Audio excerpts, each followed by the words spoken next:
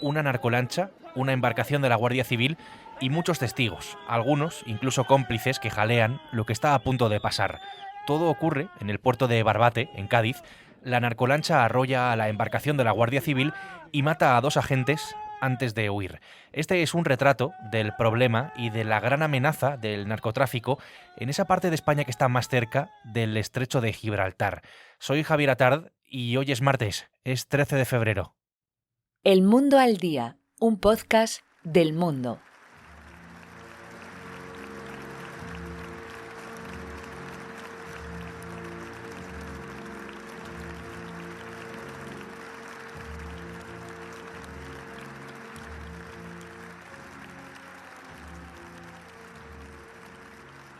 Miguel Ángel y David, esos son los nombres de los 2 guardias civiles muertos, 39 y 43 años, y 3 hijos huérfanos dejan entre los dos. Así es como entraba el féretro de David en la Catedral de Pamplona, ciudad donde había estado destinado muchos años. Su asesinato nos invita a analizar qué es lo que está pasando realmente en esa zona de Andalucía y cuál es la magnitud del problema que tenemos con el narcotráfico. Gemma Peñalosa es mi compañera especializada en información de interior. Hola, Gemma. Hola, Javier. Andrós Lozano es reportero de Crónica, es uno de los mayores expertos de España en narcotráfico. Andrós, ¿qué tal? Hola, Javier, ¿qué tal? Muy bien. ¿Y esta es la Guardia Civil con esa lancha de mierda? Con esa mierda, con lo que tienen, claro, lo que tienen aquí. ¿Qué tienen? No tienen otra cosa. Este es un suceso del que hemos podido ver incluso imágenes gracias a los vídeos de quienes estaban jaleando a los narcotraficantes para que hundieran a los agentes y también gracias a este vídeo de otros testigos que se quedan atónitos ante la diferencia de medios entre los traficantes y las autoridades, los agentes de la Guardia Civil.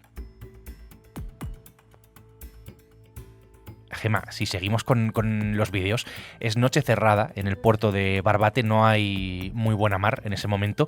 ¿Qué es lo que pasa exactamente? Pues que a última hora de la tarde, porque había mucho temporal, una narcolancha se mete en el puerto de Barbate.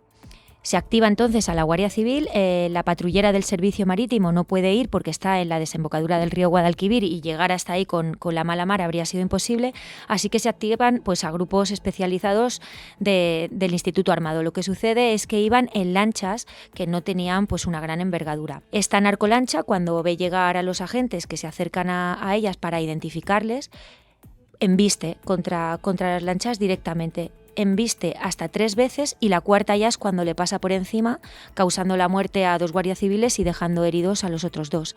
Nunca antes se había producido una embestida de estas características, y que las habíamos visto en alta mar, pero no dentro de un puerto, y esto indica la impunidad que tienen estos clanes de la droga del estrecho de Gibraltar, y también es un claro ejemplo de la institucionalización, ¿no?, del narcotráfico en esta zona tan conflictiva.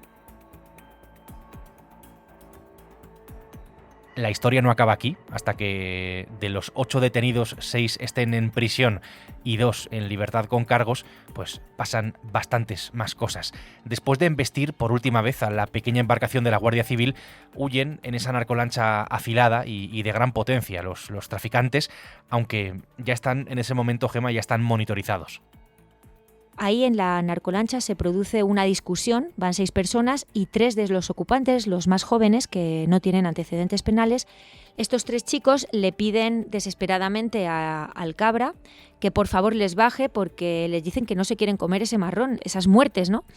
Entonces el cabra se va al puerto de Sotogrande y ahí estos chicos llaman a 2 conocidos para que vayan a recogerles. La Guardia Civil ya estaba en este puerto porque les estaba siguiendo, y es ahí donde se producen esas primeras 5 detenciones, las 3 de los chicos que iban en la lancha y las 2 de las personas que iban a ayudarles.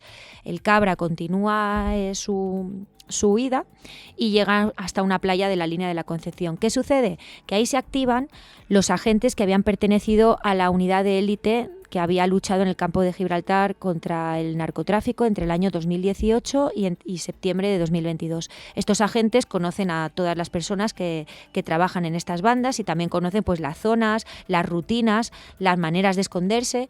Son ellos los que procuran una información valiosísima a los agentes que iniciaron esa investigación, y son ellos también los que al mediodía del sábado dan con el Cabra en una zona boscosa al lado de la playa. Y ya se precipitan también el resto de detenciones, 8 en total.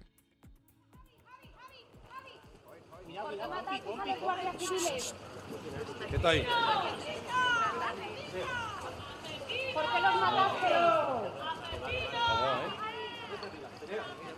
Si te has dado cuenta, Gema habla en pasado de una unidad de élite de la Guardia Civil que es OCONSUR, ese es su nombre por sus siglas, Organismo de Coordinación del Narcotráfico. 130 agentes especializados en la lucha contra el tráfico de drogas y, bueno, todas las actividades ligadas a este asunto. Hablas en pasado, Gema, porque, y aquí entra en juego gran parte del problema que tenemos con este asunto, que es la falta de medios. Hablas en pasado, decía, porque esa unidad, ese grupo, ha sido desmantelado por el Ministerio del Interior. Esa unidad se desmantela en septiembre de 2022. En ese caso, el Gobierno dice que se desmantela por motivos estructurales. Causa mucho malestar porque era un grupo que había pulverizado todas las estadísticas, había mantenido a raya al narcotráfico, y es un grupo que se crea porque en el año 2018 la situación en el campo de Gibraltar era tan mala que incluso la línea de la Concepción se conocía como la pequeña Medellín. Cuando estos agentes entran a combatir el tráfico de drogas, el blanqueo, la corrupción en general, las estadísticas les avalan. Entonces, el hecho de que saltara por los aires una unidad que había cosechado tan buenos resultados, pues causa bastante malestar en la zona, sí. Andros, en este caso, ¿por qué es clave, por qué es tan, digamos, importante el desmantelamiento de OCONSUR? Tiene mucha importancia porque en 2018, cuando se pone en marcha, ponen al frente de este grupo, en ese momento era un comandante de la Guardia Civil de Algeciras, precisamente. Hoy es teniente coronel. Entonces es un guardia civil que conoce al dedillo el terreno, porque ese OCONSUR, ese grupo especializado, empieza a luchar en el campo de Gibraltar y luego va extendiendo su campo de acción a toda Andalucía. Él sabía perfectamente por dónde respiraban los principales clanes, y durante 4 años, que es el tiempo que estuvo vigente, con ayudas de todas las comandancias y con gente enviada exprofeso a esta labor, limpió prácticamente Andalucía. En el momento que se desarticula, lo que sucede es que ya no hay grandes organizaciones criminales, pero sí que hay pequeños grupúsculos, pero muchos de ellos que se van asociando entre sí para intentar alijar, no por el campo de Gibraltar, porque ahora mismo lo tienen muy difícil, pero sí precisamente más hacia el este o hacia el oeste. Por eso imágenes como la del otro día en el puerto de Barbate, que no es como tal el estrecho de Gibraltar.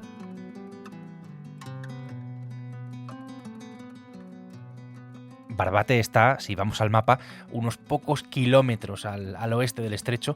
¿Por qué concretamente Barbate, Andros? ¿Hay algo detrás de que este suceso ocurriera ahí, en esa población? Bueno, sucede porque había un temporal y hay tantas lanchas que están intentando salir hacia Marruecos a por hachís, que se tienen que resguardar en algún punto. Y normalmente también sucede porque lanzan lanchas que van vacías. Entonces seguramente estas lanchas pertenecerían a una misma organización, a lo sumo a 2 organizaciones, a 2 clanes, y lo que estaban era esperando a poder marchar hacia Marruecos en busca de hachís. El temporal les llevó a tener que resguardarse y se resguardaron en el puerto de Barbate, pero podía haber sido perfectamente en el puerto de Chiclana, en el puerto de Conil, más allá en el puerto de Sanlúcar de Barrameda. Lo de que fuera en Barbate fue circunstancial. A los mandos de esa narcolancha, Kiko el Cabra, de la línea de la Concepción, con antecedentes de todo tipo, resistencia, desobediencia y blanqueo de capitales incluso. Que podía ejercer cualquier tipo de... Era un cargo medio, intermedio dentro de la organización, y podía ejercer cualquier tipo de trabajo, ya sea alijar en la playa, descargar la lancha, como pilotar una lancha o acometer cualquier otra tarea. Y precisamente viene de una tradición histórica que es dar el salto del contrabando de tabaco al hachís. Él precisamente tiene antecedentes por contrabandear tabaco entre Gibraltar y la línea de la Concepción. Luego lo normal es que con el paso de los años den el salto y empiecen a traficar con hachís.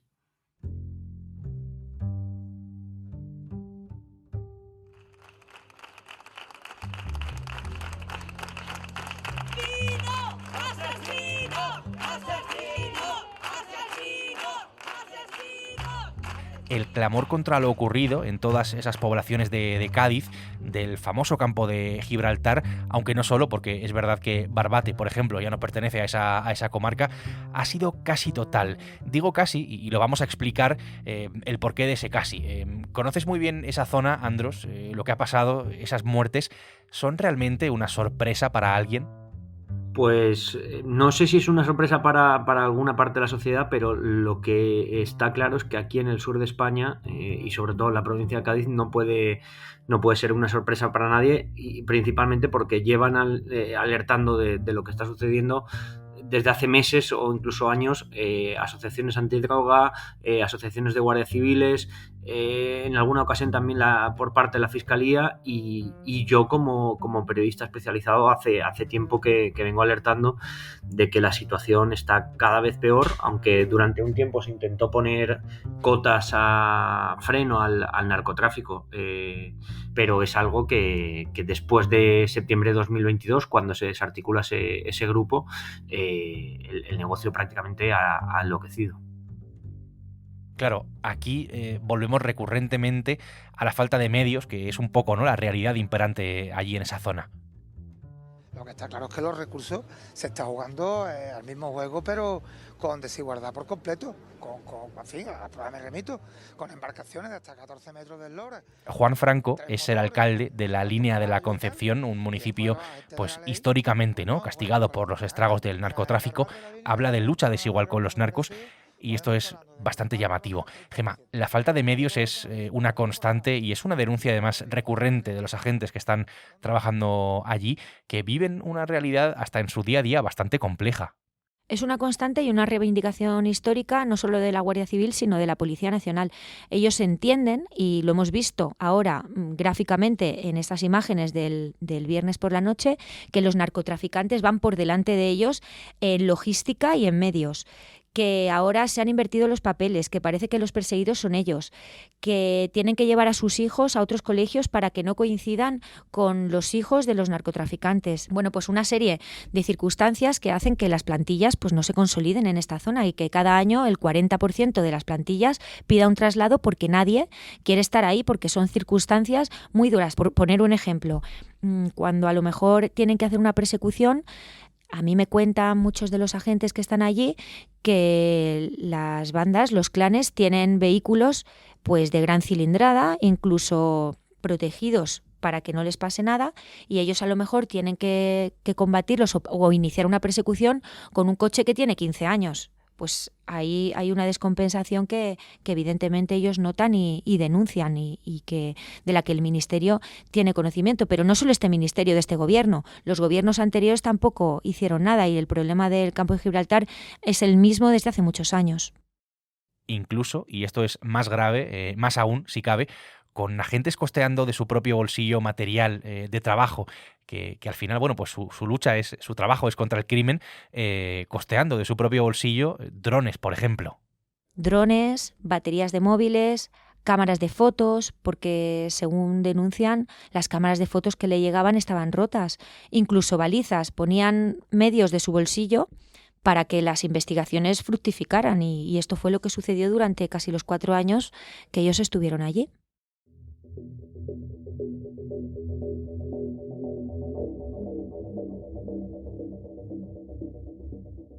Hace un momento decía que había un clamor casi unánime contra lo ocurrido. Ese casi tiene que ver con la parte más social de este caso. En el vídeo escuchábamos a personas que estaban jaleando a las narcolanchas, y eso no surge de la nada. Ese clima de aceptación y de apoyo incluso entre cierta gente es un hecho. Hay un caldo de cultivo, digamos, ideal para que el narco pues extienda sus tentáculos en Barbate y en toda esa zona. A ver, lo que tenemos que entender es que, por centrarlo en Cádiz, que ya de por sí es injusto, pero Cádiz es una provincia muy, muy amplia, creo que son con 260 kilómetros de litoral, y que hay zonas sumamente empobrecidas en determinadas poblaciones. Dejando a un lado que la mayor parte de la gente que vive en esas poblaciones, como Sanlúcar de Barrameda, como Barbate, como la Línea de Concepción, como Algeciras, son decentes, sí que es cierto que luego se dan grupos poblacionales que a ojos de cualquiera pueden ser muy grandes, porque hay barrios en la línea de Concepción donde el narco se nutre de jóvenes. Hay barrios en Sanlúcar de Barrameda que sucede igual. Si miramos las cifras, es que hay muchísima gente trabajando para el narcotráfico en la provincia de Cádiz y un poco por extensión en las provincias colindantes, en Málaga y en Huelva, porque ahí está la desembocadura del Guadalquivir y se ha convertido en estos últimos meses en una autopista del narco. Y lo que sucede es eso: hay generaciones tras generaciones que se crían en determinados ambientes donde se venera al narcotraficante, donde es algo aspiracional. Entonces es muy complejo luchar contra este negocio.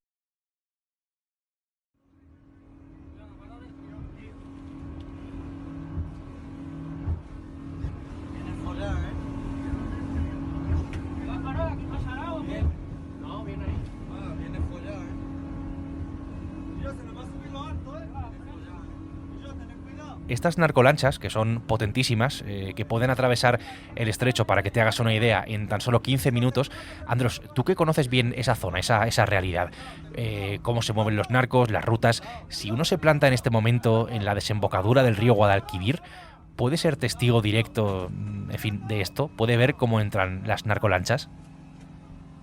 Por supuesto, ahora mismo es fácil, pero muy fácil, uno acercarse a una zona muy conocida de restaurantes que hay en Sanlúcar, que se llama Bajo de Guía, donde termina el río Guadalquivir, y enfrente está justo Doñana. Cualquiera que haya paseado por esa playa sabe lo que le hablo. Y a mitad de mañana ver 4, 5, 6 lanchas. No todos los días, por supuesto que no, pero varios días a la semana eso sucede, y a plena luz del día. Esto nunca se ha visto. ¿Por qué? Pues porque la desarticulación del Ocon provocó lo que provocó, ya lo hemos comentado, que es no hay grandes clanes, pero hay un montón de clanes operando por toda Andalucía, y como se hizo tanto daño a los clanes del campo de Gibraltar, estos ahora están intentando introducir la mercancía, no por lo que es el estrecho, sino yéndose precisamente hacia la costa más occidental de Andalucía, esa desembocadura del río que divide dos provincias que tienen playas inmensas, que son Huelva y Cádiz.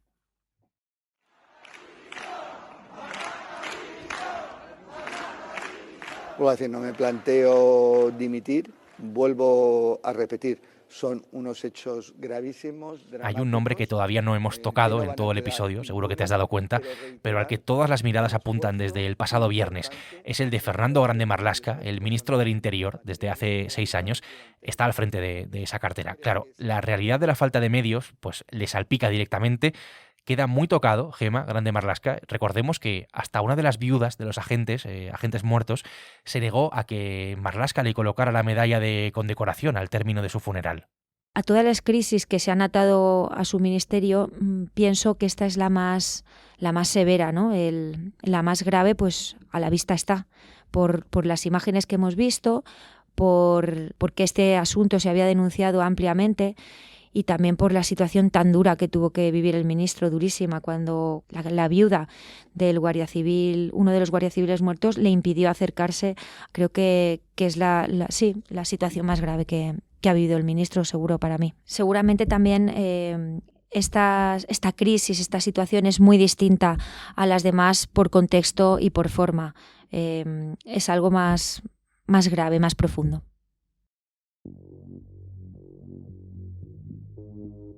Con todo esto que hemos comentado, Andros, tú como experto en narcotráfico, ¿cómo de grandes son tanto el problema como la amenaza del narco ahora mismo en el sur de España?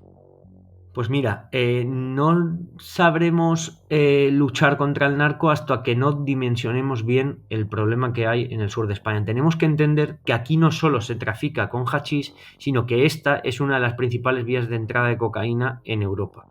Al otro lado del Atlántico tenemos a los cárteles latinoamericanos que ven el puerto de Algeciras como un punto de entrada fácil para su cocaína, pero no solo el puerto de Algeciras, es que ya hay unas rutas tradicionales y muy controladas de introducción de hachís desde Marruecos. Entonces lo que están haciendo los cárteles colombianos es mandar su mercancía hacia la costa occidental africana, a países como Senegal, como Mauritania o como el sur de Marruecos, allí se hace un transbordo en alta mar a un barco más pequeño o incluso por tierra, y lo único que hay que intentar hacer es introducir esa cocaína al norte de Marruecos. Y en el norte de Marruecos, donde antes se utilizaban las lanchas para introducir hachís, ahora ya hay lanchas que están manchadas con cocaína. Entonces, si no entendemos que esto es un fenómeno o un problema transfronterizo, no vamos nunca a ponerle medidas. No podemos pensar que esos pobres que están ahí abajo, que hay unas cuantas lanchitas traficando con hachís. No, esto es una mega industria del crimen organizado. Y en el momento que sentemos esas bases, podremos tomar ciertas medidas de calado. Si no, es imposible atajar o por lo menos combatirlo con cierta eficacia al narcotráfico. Esto da buena cuenta de la magnitud de lo que estamos hablando, básicamente. Andros, gracias por la explicación. Gracias a ti, compañero, un placer. Gema, lo mismo digo, gracias. Gracias, Javier.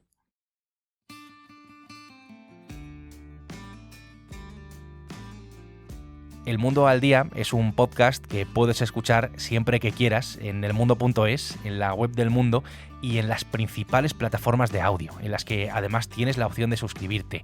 Hoy lo han hecho posible Gema Peñalosa y Andros Lozano. Mañana será miércoles, aquí estaremos con una nueva historia.